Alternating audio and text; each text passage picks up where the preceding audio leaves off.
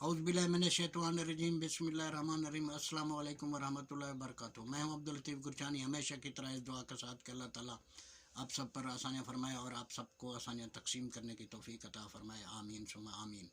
सबसे पहले तो यही आपसे गुजारिश करनी थी कि मेरा मकसद किसी की बेजा तारीफ़ करना नहीं है और ना ही किसी को डिग्रेड करना होता है। एक मिसल मशहूर है कि हाथों की 5 उंगलियां बराबर नहीं होती।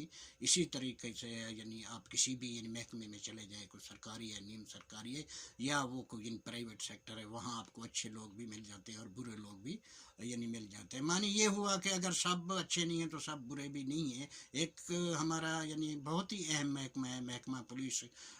हमारे दोस्त हमारे मेहरबान या जो भी हैं, इनके इस महकमे के मुतल्लिक़ मुख्तलिफ राय रखते हैं। उनमें एक राय ये भी है कि ये बड़े बेदीद होते हैं। अब एक वाक़े का मैं शाहिद हूँ, ये समझिए कि एक वाक़या मेरे साथ पेश हुआ था। इस बात को तकरीबन 40 साल हो चुके। मैं वही वाक़या आपके साथ शेयर करने की कोशिश करता हूँ। तो उस ज़माने उस वक्त मैं जमपुर टेलीफोन एक्सचेंज में था। तो जैसे ही आप डेरा गाजी खान से जमपुर की तरफ आते हैं तो कब्रिस्तान है, सीधे हाथ पे कब्रिस्तान आता है और उल्टे हाथ पे एक यूसुफ होटल हुआ करता था जो कि नया बना था। अब्दुल सत्तार साहब उसके ओनर थे। सुनारा फैमिली से उनका ताल्लुक़ था।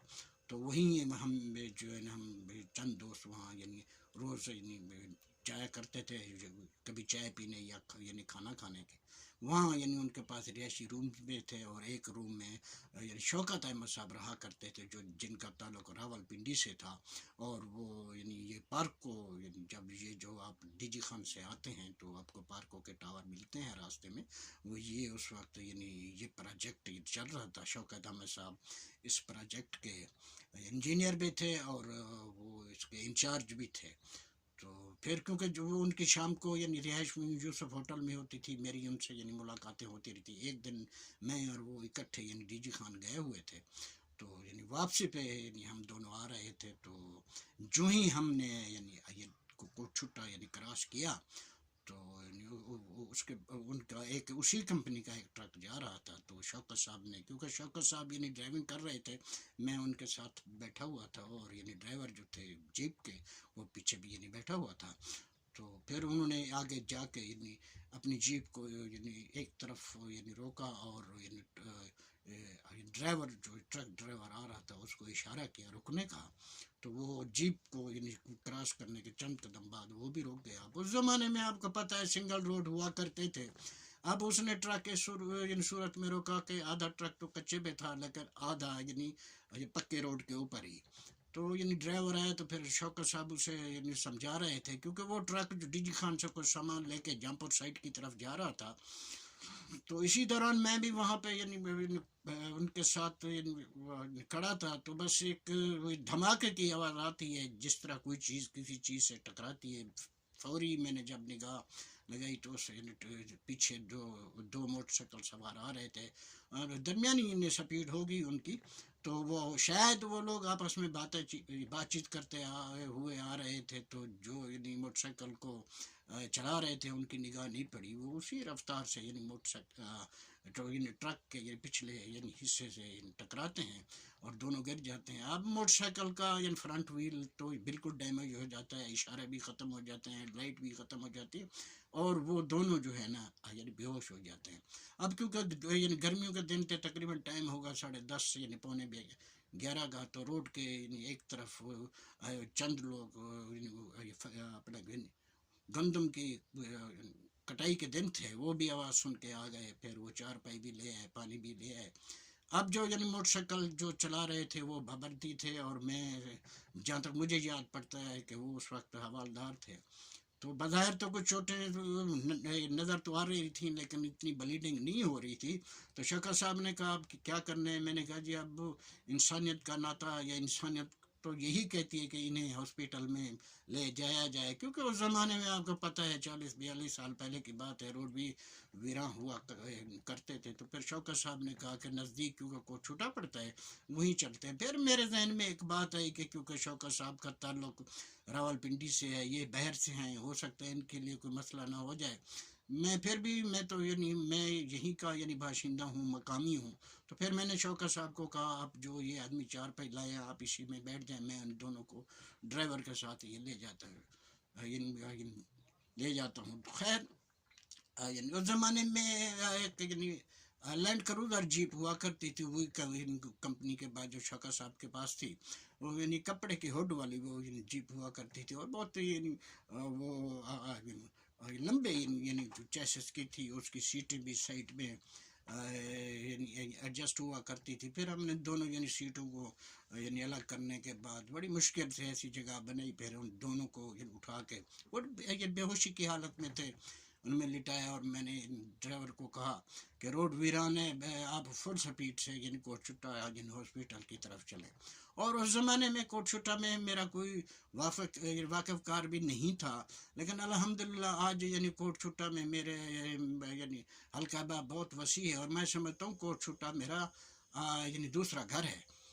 تو جیسے ہی پھر میں سامنے کوٹ چھٹا تھانہ آتا ہے، تو میں نے یعنی ڈرائیور کو کہا کہ ہاسپٹل ہم نے نہیں جانا، آپ یعنی تھانے کے اندر ہی چلیں، کیونکہ میرے ذہن میں یہ خیال ہے کہ ہاسپٹل میں جائیں گے یعنی ڈاکٹر صاحب کہیں گے کہ یہ کوئی لڑائی کا کیس ہے، یہ ہے وہ ہے، یعنی یہ تو پولیس یعنی کیس ہے. اور یہ بات بھی میں آپ کی یعنی خدمت میں گوش گزار کرتا چلوں کہ اس زمانے میں 40-42 سال پہلے روڈ کے اوپر کوئی ڈسپینسری یا کوئی ہاسپٹل یعنی پرائیویٹ وغیرہ نہیں ہوا کرتے تھے. اب جیسے ہی گاڑی ہم نے ڈرائیور نے تھانے کے گیٹ کے اوپر روکی، تو وہاں ایک یعنی کانسٹیبل صاحب باوردی کھڑے ہوئے تھے، وہ فوری آئے، میں بھی یعنی جیپ سے اترا، پھر میں نے انہیں تمام صورتحال جو تھی انہیں بتائی. پھر انہوں نے مجھ سے یعنی سرائکی میں سوال کیا کہ آپ کا نام کیا، میں نے نام بتایا، پھر میں نے بتایا یعنی گرچانی قبیلہ سے میرا تعلق ہے، اور میرا آبائی گاؤں جو ہے وہ لال گڑھ ہے. پھر انہوں نے مجھے یعنی میرے چند بزرگوں کا نام لیا کہ وہ آپ کے کیا لگتے ہیں، تو پھر میں نے انہیں سارا کچھ یعنی بتایا. تو پھر انہوں نے یعنی ڈرائیور کو اور میں نے خود بھی پھر ان کی ہیلپ کی، انہوں نے کہا آپ ان دونوں کو یہیں پہ اتار دیں.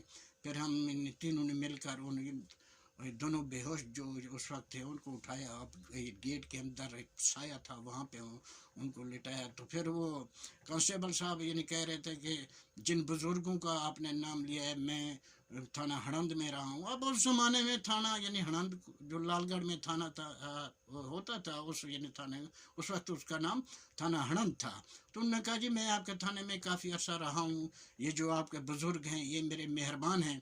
اور پھر انہوں نے یہ بھی کہا کہ میں نے آپ کے بزرگوں کا نمک یعنی کھایا ہے، تو لہذا آپ یہاں سے یعنی فوری چلے جائیں، یہ تمام معاملہ میں کنٹرول کر لوں گا.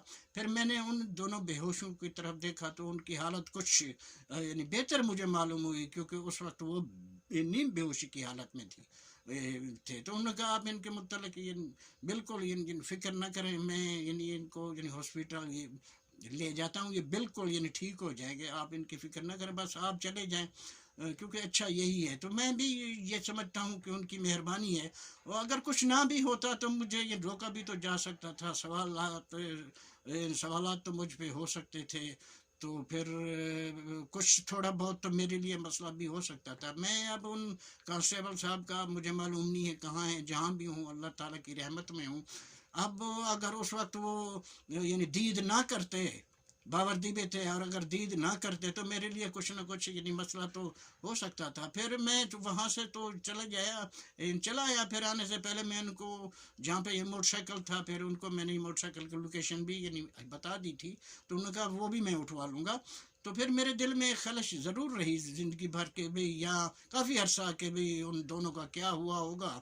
پھر 94 یا 95 کی بات ہے، ایک دن پاکیزہ ہوٹل میں میرے چند مہربان سعودی عرب سے آئے ہوئے تھے، میں میزبان تھا اور وہ میرے مہمان تھے. ہم نے پاکیزہ ہوٹل جی خان میں رات کا کھانا کھایا. اس کے بعد جو ہی میں کاؤنٹر کی طرف گیا ہوں، تو کیونکہ میں میزبان تھا، مہمان میرے बाहर यानी उनकी गाड़ी खड़ी हुई थी, वो यानी गाड़ी में बैठ चुके थे। जो ही मैंने यानी काउंटर से पेमेंट करने के बाद फिर मेरे सामने टेबल पर निगाह पड़ती है तो एक इंस्पेक्टर साहब वहाँ पे यानी बैठे हुए थे अपने 3-4 दोस्तों के साथ खाना खा रहे थे। अब मैंने उनके नाम को, अब उनका नाम तो मैंने उनके नाम पे गौर नहीं किया, लेकिन वो क्योंकि बावर्दी थे और इंस्पेक्टर साहब की वर्दी में थे। फिर जब मैंने उनका चेहरा देखा तो मैंने बिल्कुल उनको पहचान लिया, ये वही थे, वही हवलदार थे।